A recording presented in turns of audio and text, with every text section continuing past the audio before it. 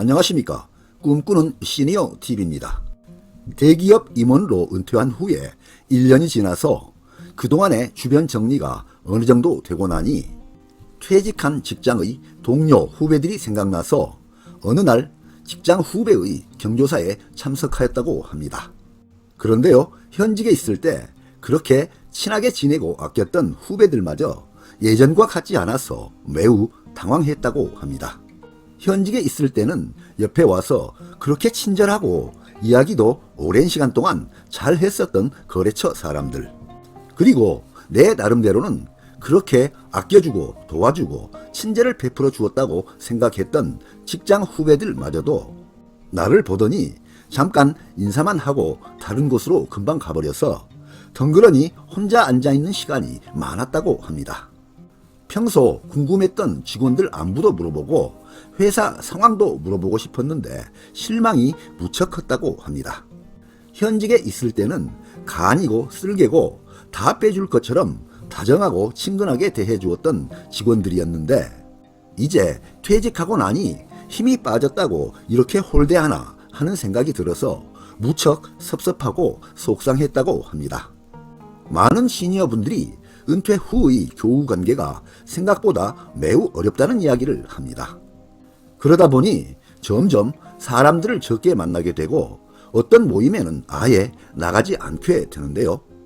오늘은 은퇴 후에 어떤 사람들을 만나지 않게 되고 어떤 모임에 나가지 않게 되는지 살펴보겠습니다. 첫째, 다녔던 회사 사람들 모임입니다. 보통은 은퇴 후에도 내가 다녔던 회사 사람들과 꾸준히 연락도 하고 만나기도 해야지 라는 생각을 하고 퇴직 후에도 그동안의 직장에서 생긴 인연이 오랜 기간 동안 지속될 것으로 기대를 합니다.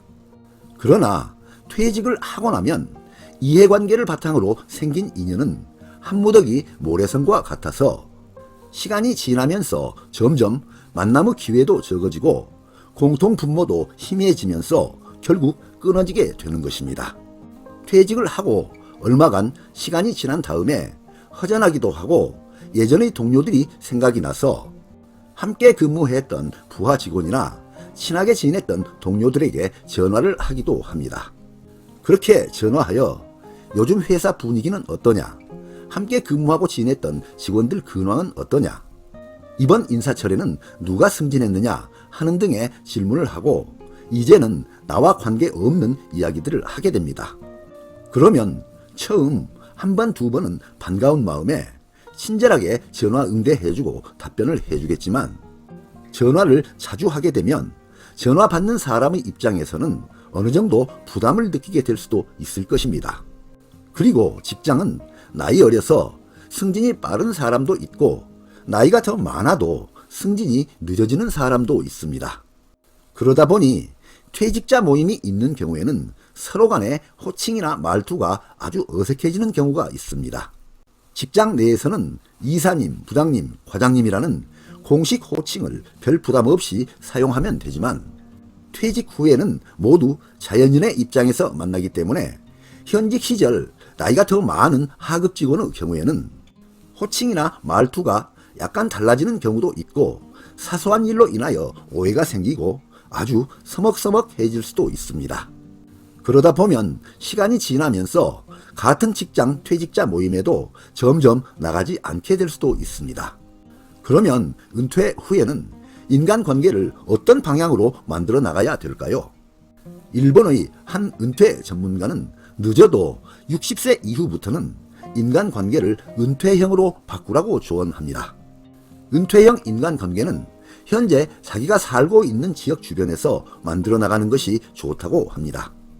한참 직장을 다닐 때는 내가 살고 있는 지역을 여유 있게 자세히 살펴볼 수 있는 기회가 적지만 은퇴를 하고 나면 대부분의 시간을 자신이 살고 있는 지역에서 보내기 때문에 자신의 집 근처에서 좋은 친구나 인연을 찾는 것이 필요하다고 합니다. 쉬운 방법으로는 거주지역 구청, 복지관 등에서 운영하는 각종 프로그램에 참여하는 방식이 있고요. 취미 생활이 있는 경우에는 악기 다루기, 파크 골프, 등산, 탁구, 독서 등의 동호회 모임도 있습니다. 두 번째, 돈 버는 이야기 하면서 투자를 권유하는 사람 또는 모임입니다. 이번 경우는 만나지 말아야 할 사람이거나 나가지 말아야 하는 모임의 조심 사례입니다. 일반적으로 은퇴를 하게 되면 그동안 모아둔 돈도 어느 정도 있고 퇴직금이 목돈으로 들어오게 됩니다. 이러한 퇴직금은 은퇴 후의 공백기간을 지켜주거나 새롭게 인생 2막을 시작할 때까지 필요한 돈입니다. 보통은 퇴직을 하더라도 생활비가 바로 줄어들지 않고 일정 기간 동안은 퇴직 전과 동일하게 들어가기 때문에 퇴직 후 2년 내지 3년 동안 새로운 일자리가 생길 때까지 잘 지키거나 생활비로 쪼개 써야 하는 돈입니다. 물론 모아둔 재산이 많거나 연금이 매월 몇백만 원씩 꼬박꼬박 들어오는 분이라면 큰 걱정은 없겠지만 그렇게 여유 있는 조건을 가지고 있는 시니어 분들은 그다지 많지 않은 게 현실적인 상황입니다. 그런데 은퇴 후에 목돈이 생기면 어떻게 알았는지 사기꾼이 달라붙는 경우가 많습니다. 은퇴 후에 특히 조심해야 되는 경우가 이런 경우입니다. 은퇴 후에는 새롭게 돈을 벌고 키우는 것보다 가지고 있는 돈을 지키는 것이 무엇보다도 중요합니다. 그런데 은퇴 후 목돈이 있는 것을 어떻게 알았는지 주변 지인이나 투자 권유자로부터 전화가 걸려옵니다. 평소 교류가 없던 초중고 동창생이나 지인으로부터 큰 돈을 벌 수 있다고 투자 권유를 받게 되는 경우인데요. 이런 투자 권유를 받게 되는 경우에는 감언 이설에 현혹되지 말고 특히 조심하셔야 됩니다.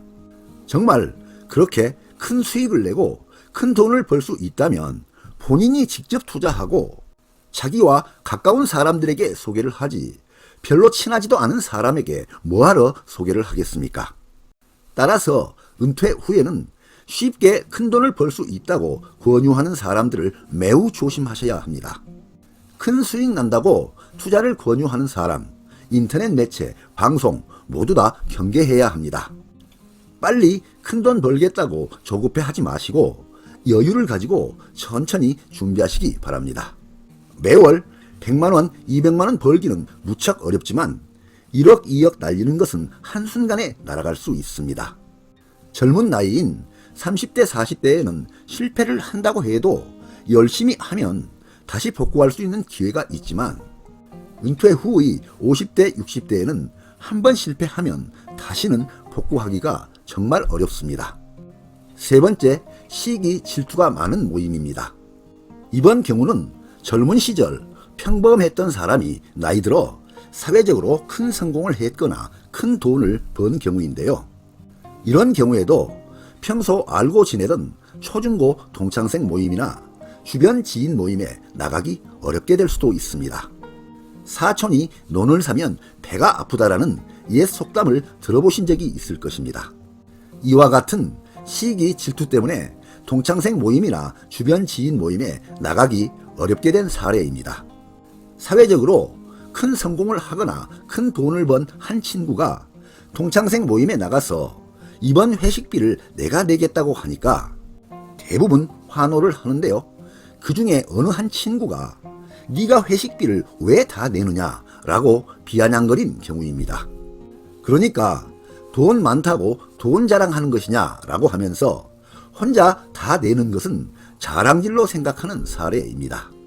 이와 같은 일이 있게 되면 회식비를 내겠다는 친구는 다음부터는 그 모임에 나가기가 매우 불편해질 것입니다.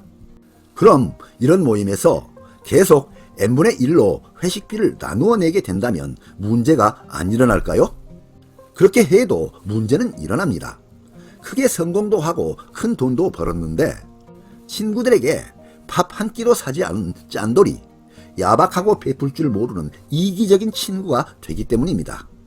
그럼 돈 많은 성공한 사람은 어떻게 해야 할까요? 이런 경우 처신하기가 참 어려울 수도 있습니다.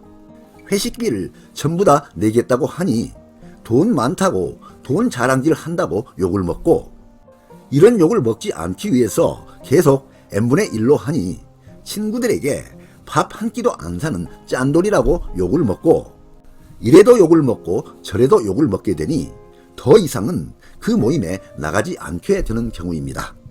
이와 같이 시기 질투를 하는 친구가 단 한 명이라도 있게 되면 그 다음부터는 그 모임에 나가기가 어렵게 됩니다. 어쨌든 나이 들어 사회적으로 크게 성공하거나 큰 돈을 벌어서 성공한 경우에는 처신을 참 잘해야 될 것 같습니다. 네, 오늘 동영상 주제는 대기업 임원 퇴직하고 이런 모임에 안 나가는 이유였습니다. 많은 도움이 되시길 바랍니다. 끝까지 경청해 주셔서 감사드립니다.